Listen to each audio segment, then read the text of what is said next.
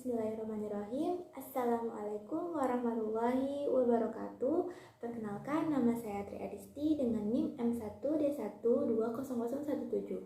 Saya dari Prodi Teknik Lingkungan Fakultas Sains dan Teknologi Universitas Jambi. Nah, di sini saya akan menjelaskan mengenai jurnal yang berjudul Polusi Tanah di Dekat Tempat Pembuangan Limbah Padat di Kota India, dengan dosen pengampu yaitu Bapak Freddy Elvan STMT. Bagian pertama yang saya jelaskan di sini yaitu mengenai pendahuluan atau latar belakang. Nah, manusia sendiri menghasilkan limbah dengan jumlah besar dalam berbagai bentuk, seringkali membuat lingkungan kita kotor dan tidak sehat. Nah, limbah padat yang digunakan untuk menggambarkan bahan limbah non cair yang timbul dari domestik, perdagangan, komersial, dan layanan publik. Kemudian metode pembuangan limbah yang paling umum digunakan di India yaitu pembuangan di darat karena ini adalah metode pembuangan limbah yang paling murah di sana. Namun ini membutuhkan area yang cukup luas dan drainase yang tepat. Pembuangan limbah padat di perkotaan dan industri ke lahan berpotensi menyebabkan pencemaran air tanah. Nah, tempat pembuangan sampah yang dikelola secara tidak ilmiah rentan terhadap pencemaran air tanah karena produksi lindi. Lindi sendiri adalah cairan yang merembas dari limbah padat atau media lain dan memiliki ekstrak dari bahan terlarut atau tersubstansi darinya. Kemudian yang kedua yaitu metode penelitian. Nah, dalam metode penelitian dalam jurnal ini terdapat 5 metode. Yang pertama yaitu wilayah studi, kemudian yang kedua yaitu metode pengambilan sampel dan analisis, dan yang ketiga yaitu pengambilan contoh sampel, yang keempat yaitu persiapan sampel tanah untuk analisis kimia tanah, kemudian yang kelima yaitu persiapan contoh tanah untuk sifat-sifat tanah. Kemudian di sini saya akan menjelaskan lebih lanjut mengenai metode penelitian yang saya sebutkan tadi. Yang pertama yaitu untuk wilayah studi, penelitian ini terletak sekitar 5 km sebelah utara kota Thrissur di negara bagian Kerala, India. Untuk volume sampah yang dibuang di tempat pembuangan sampah yaitu 55 ton per hari pada tahun 2011. Kemudian sampah yang dibuang di tempat ini antara lain yaitu sampah domestik. Kemudian metode penelitian yang kedua yaitu metode pengambilan sampel dan analisis. Karena TPA yang tidak dilengkapi dengan pengumpulan lindi yang terkumpul di dasar TPA diambil sampelnya secara acak dari 3 lokasi yang berbeda dan dicampur untuk dianalisis kembali. Nah, setelah pengambilan sampel tersebut, sampel lindi segera dipindahkan ke laboratorium, disimpan di ruangan dingin, kemudian analisis dilakukan dengan metode standar yang meliputi beberapa parameter fisika dan kimia yaitu pH, acid, TDS, TSS, COD, BOD, TA, TH, kalsium, magnesium, natrium, kalium, klorida, sulfat, dan nitrat. Kemudian masuk ke metode penelitian yang ketiga yaitu pengambilan contoh tanah.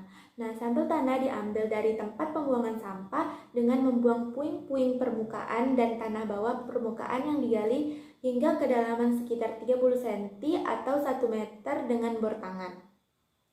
Kemudian sampel tanah sebanyak 30 kg tadi dimasukkan ke dalam wadah steril dan diberi label. Kemudian metode penelitian yang keempat yaitu persiapan sampel tanah untuk analisis kimia tanah.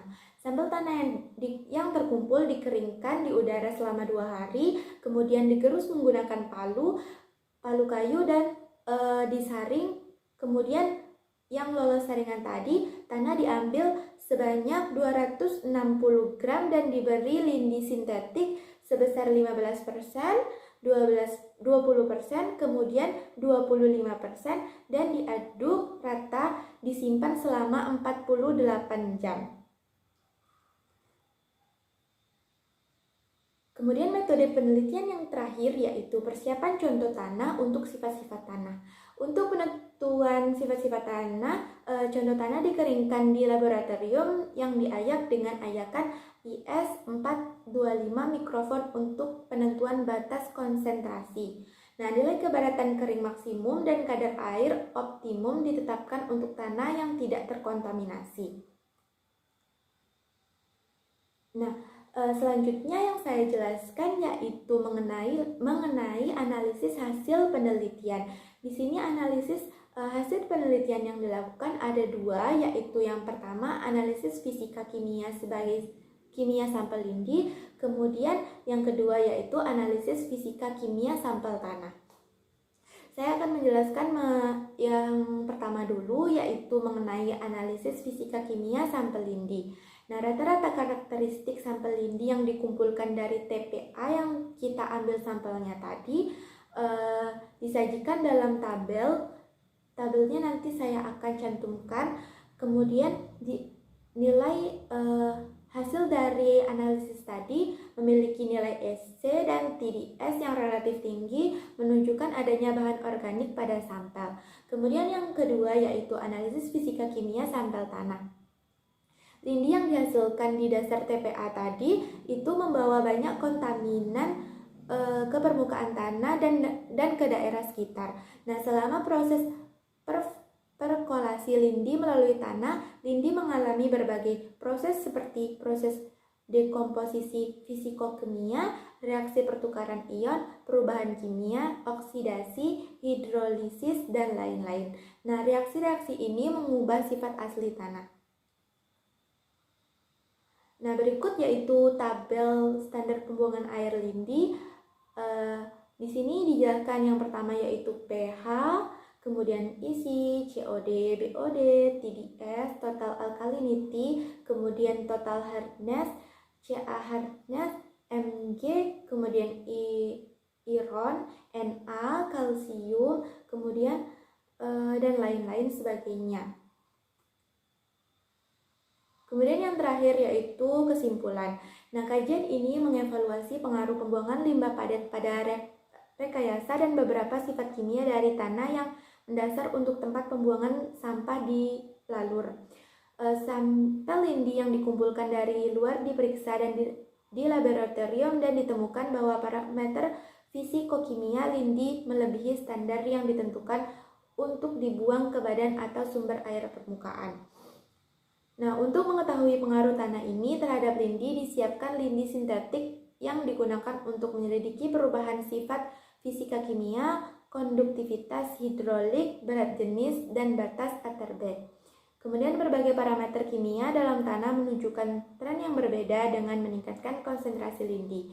Nah, berat jenis dan batas plastis menunjukkan kecenderungan meningkatkan pada penambahan lindi, sedangkan konduktivitas hidrolik dan batas cair menurun. Umumnya, pembuangan limbah padat memiliki beberapa efek pada rekayasa dan sifat kimia tanah. Tidak hanya mengurangi kekuatan tanah secara keseluruhan dan akibat kegunaan sebagai bahan pondasi juga dapat mengakibatkan pencemaran sumber air tanah karena perkolasi bahan kimia beracun dan berbahaya.